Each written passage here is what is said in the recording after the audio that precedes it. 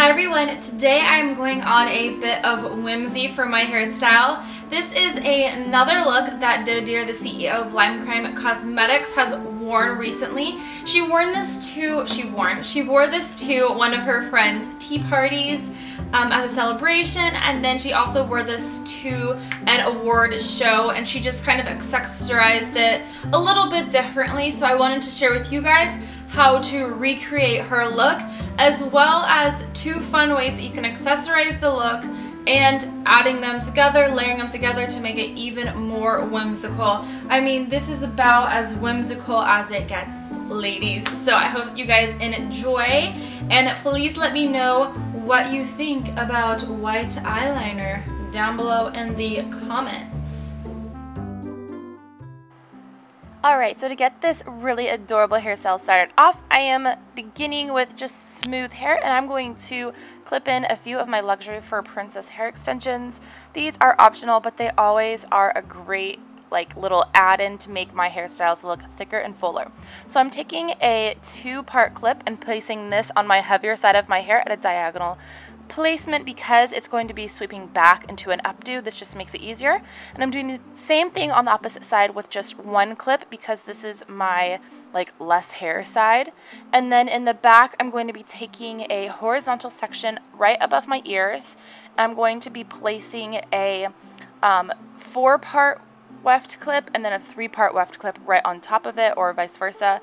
I think I'm putting a smaller one on the bottom. Yes, I am, as you can see there, and I'm just clipping that in. The reason why I'm keeping it right at my ears is because when it goes into this updo, I don't have to worry about it getting in the way of anything else while I'm pinning and so on and so forth. So I'm going to be taking a section right above that, like I said, and I'm going to be clipping in my 4-part weft and just placing that right along there and making sure that it is all secure. So I've put in 4 different pieces just to add some volume.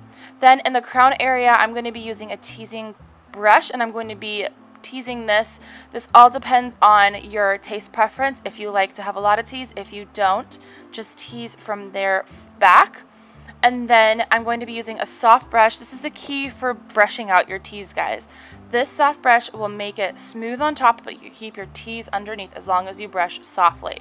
So once I have that done, I'm just going to be adding a little bit of tease on the sides, as you can see here, kind of right above where I put those extension wefts in.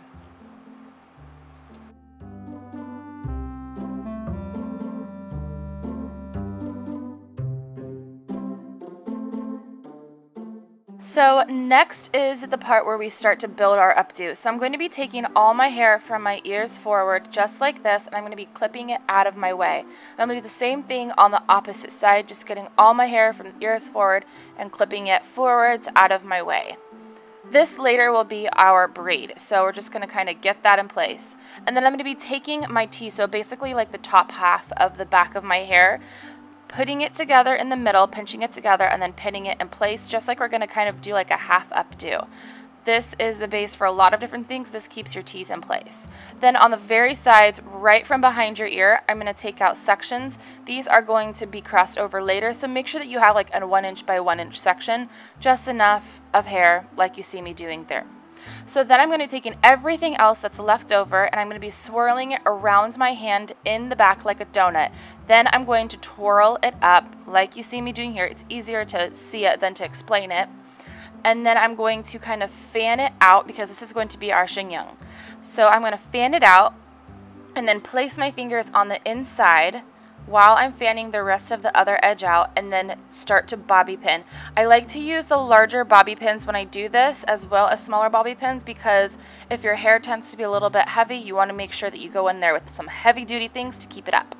So next we're going to hide all those bobby pins and the top part of our hair by taking that very back strand that I told you that we're going to save for later, and we're going to cross it over the top and then go to the opposite side and put it around your fingers into a little loop like you see me doing here, and then pin that right at your base above your chignon.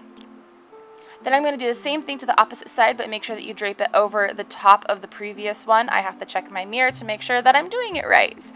And then I'm just going to do the same thing, wrap it around 2 fingers, place it, and then pin it to make sure that it's secure. So now we're going to work on our braids. Brush everything kind of away from your face as you see me doing, and then we're just going to make a regular 3-strand braid. And I like to always like kind of bring my braid back a little bit as I'm braiding, so I can make sure that it's flowing smoothly and that it looks nice. Then just secure that with a rubber band and continue to do the same thing to the opposite side.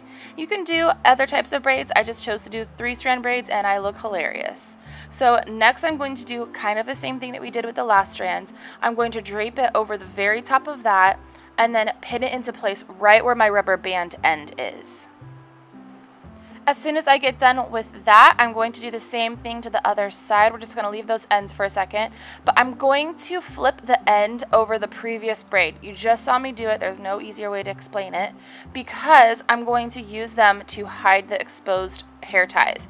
So I'm just going to bobby pin that braid in place. Now I have 2 exposed ends, and I'm going to do the little loop around the fingers trick again and pin it right on top of a little previous pin curl, because it's going to create a really cute added detail just like DoeDeere wore in hers. Then I'm going to pin it in place using hairpins. I like hairpins because they're a little bit softer and they don't pin really hard. After I've done that, I'm going to kind of mess up my chignon in the back. I kind of want it to be a little bit more messy and not so perfect, so I'm just going to pull a few pieces and voila. The last thing that you have to do is add some adorable hair accessories. She wore this gorgeous butterfly that just was absolutely incredible, but all I have is this smaller butterfly, so I'm going to add that to my hair, as well as some really pretty gold butterfly earrings from Twisted Silver. I love these earrings. They're so cute and girly and whimsical. And as an added thing, I'm going to add a head chain as well, because if we're going to do, go super DoeDeere, let's do it. And I also have a coupon code to get 25% off these head chains down below in my description box, so be sure to check that out. And you have now finished your gorgeous DoeDeere Tea Party inspired hairstyle. I hope that you guys have enjoyed this.